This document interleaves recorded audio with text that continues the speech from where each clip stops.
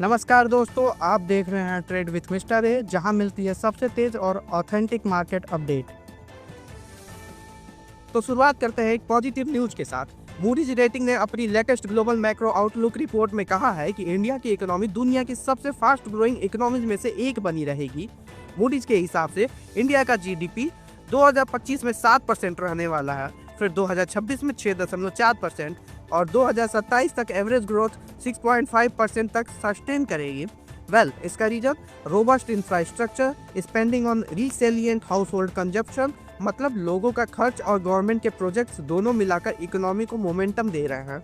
Moody's ने यह भी कहा है कि इंडिया और ब्राजील दोनों G20 के फास्टेस्ट ग्रोइंग इकोनॉमीज रहेंगे, जहां ब्राजील करेगा 2% ग्रोथ और इंडिया करेगा सॉलिड 6.5% की बम्पर ग्रोथ। तो आप बताइए दोस्तों, क्या आपको लगता है इंडिया के लिए ये ग्रोथ फोरकास्ट रियलिस्टिक है? क्या डोमेस्टिक डिमांड इतनी स्ट्रांग बनी रहेगी?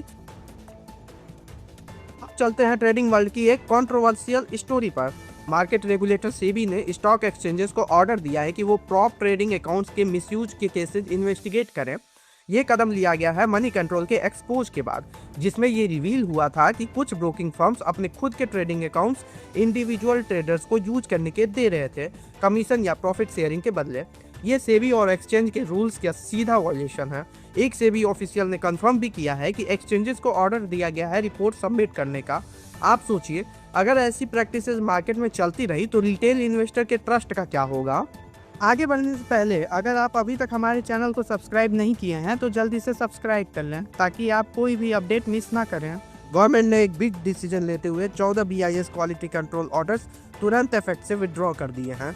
ये ऑर्डर्स मेनली कवर करते हैं केमिकल, प्लास्टिक और टेक्सटाइल सेक्टर्स, जिसमें आते हैं की रॉ मटेरियल्स जैसे terephthalic acid, ethylene glycol, polyester yarn और फाइबर्स, और मेजर प्लास्टिक्स जैसे पॉलीप्रोपिलीन, पॉलीथिलीन, PVC, ABS और पॉलीकार्बोनेट।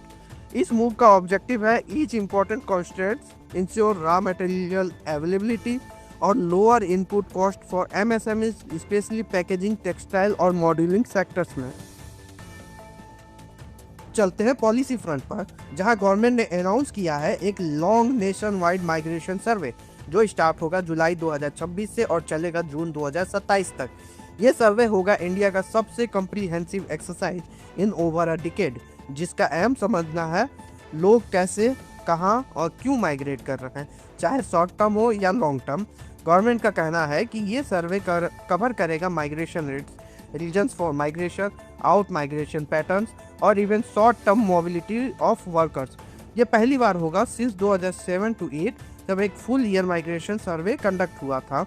सोचने वाली बात यह है कि क्या ये सर्वे से पॉलिसी मेकर्स को बेटर डाटा मिलेगा टू इम्प्रूव एम्प्लॉयमेंट अपॉर्चुनिटीज और अर्बन प्लानिंग, और क्या आपको लगता है माइग्रेशन पैटर्न्स को समझना इंडिया के फ्यूचर वर्कफोर्स के लिए एक गेम चेंजर हो सकता है? और अब चलते हैं ऑटो सेक्टर की तरफ, जहां टाटा मोटर्स से आई एक थोड़ी डिसअपॉइंटिंग न्यूज। कंपनी ने Q2 FY26 के लिए पोस्ट किया है 867 करोड़ का कंसोलिडेटेड नेट लॉस, जबकि पिछले साल इसी क्वार्टर में उन्होंने 498 करोड़ का प्रॉफिट रिपोर्ट किया था। ये रिजल्ट तब आया है जब टाटा मोटर्स ने रिसेंटली अपने पैसेंजर व्हीकल बिजनेस से डीमर्जर कंप्लीट किया है और कंपनी के शेयर्स कल ही मार्केट में लिस्ट हुए थे। कंपनी ने क्लेरिफाई किया है कि प्रॉफिट्स को मार्क टू मार्केट लॉसेस ने इम्पैक्ट किया, specially due to its investments in Tata chemical. लेकिन एक पॉजिटिव चीज, रिवेन्यू में 6% ईयर ऑन ईयर ग्रोथ हुई है, जो 18,585 करोड़ तक पहुंच गई है। ऑल्दो एक्सपेंसेस भी 15% से ज्यादा बढ़ गया है। अगली खबर पर नजर डालते हैं। LG इलेक्ट्रॉनिक्स इंडिया ने सितंबर 2025 क्वार्टर के लिए अपने रिजल्ट्स डिक्लेयर किए हैं और कंपनी का प्रॉफिट आफ्टर टैक्स गिर कर रह गया है 379 करोड़, जो पिछले साल के 536 करोड़ के मुकाबले 27.3% डाउन है।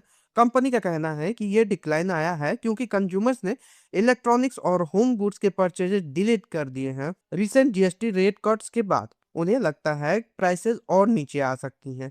लेकिन इंटरेस्टिंगली रिवेन्यू फ्रॉम ऑपरेशंस में हल्की सी 1% की ग्रोथ देखने को मिली, 6,174 करोड़ रुपए के साथ, पिछले साल के 6,113 करोड़ के मुकाबले।